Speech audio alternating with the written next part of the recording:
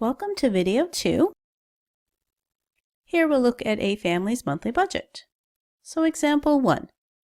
Jackie looks at her mom's monthly budget to learn how the family money is spent. Complete the chart to see if their budget is balanced and indicate which expenses are a priority and which are fixed or variable. So to start, to see if their budget is balanced, we need to see if their income equals their expenses. Now under the income column, I see a couple of net pays, one in the value of $2,000 and the other one $1,800. When you get a job and get paid, you need to know that there's something called gross pay and net pay. Gross pay is how much money you make before things like taxes, kind of pension plan, or even health benefits are taken out of your check. And net pay is the amount left over when everything is taken out, which is the value we're interested in when we do a budget. Now I also see that they have rental income as well. When we total their income together, the family makes $4,400 each month. Now looking at their expenses, they spend money on mortgage, groceries, heat and light, house and car insurance, movies, takeout. When I total all the expenses together, I get $2,983.05. So now we can say that no, the budget is not balanced. And in fact, they have a surplus, which means they make more money than they spend, which is a very good thing.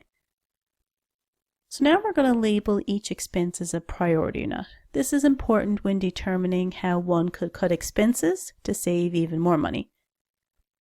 Now mortgage would be labeled as a priority, same as groceries. Heat and light is a priority. Cell phone could be a priority, especially if you use it for work purposes. Car payment is a priority. You got to pay house and car insurance. Now movies is more of a non-essential item. That's not quite a priority. Clothing is a priority. Takeout, well, you already spent money on groceries, so you don't need takeout. And education fund could be a priority. Now priorities could change from family to family depending on what they want to spend their money on. Now when you're looking to save money, they could cut out things like movies and takeout, or even look at some of the items that are a priority, like groceries and clothing, but look at ways they can spend less on those things as well.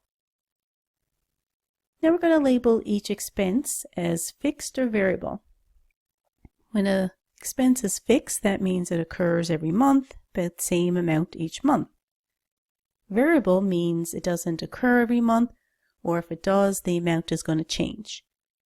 So a mortgage would be what we call a fixed expense, because you pay the same amount each month. Groceries would change from month to month, so we call that variable. Heat and light is variable as well. The amount you pay in the winter will probably be different than the summer. Your cell phone bill is probably fixed, same as a car payment.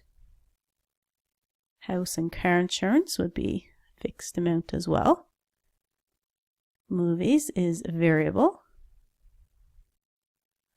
Clothing is another variable expense, same as takeout.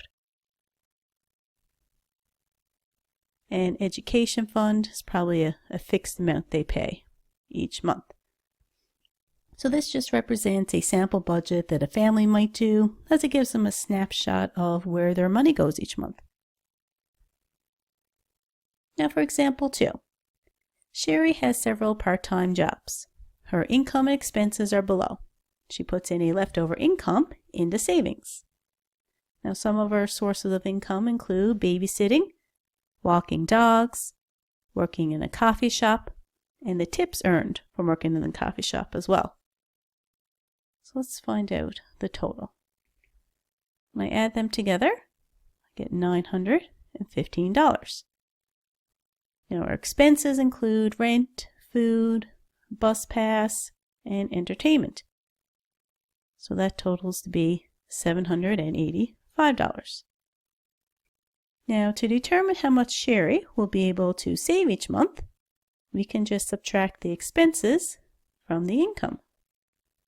See how much is left over. That is $130. So we can say that Sherry can save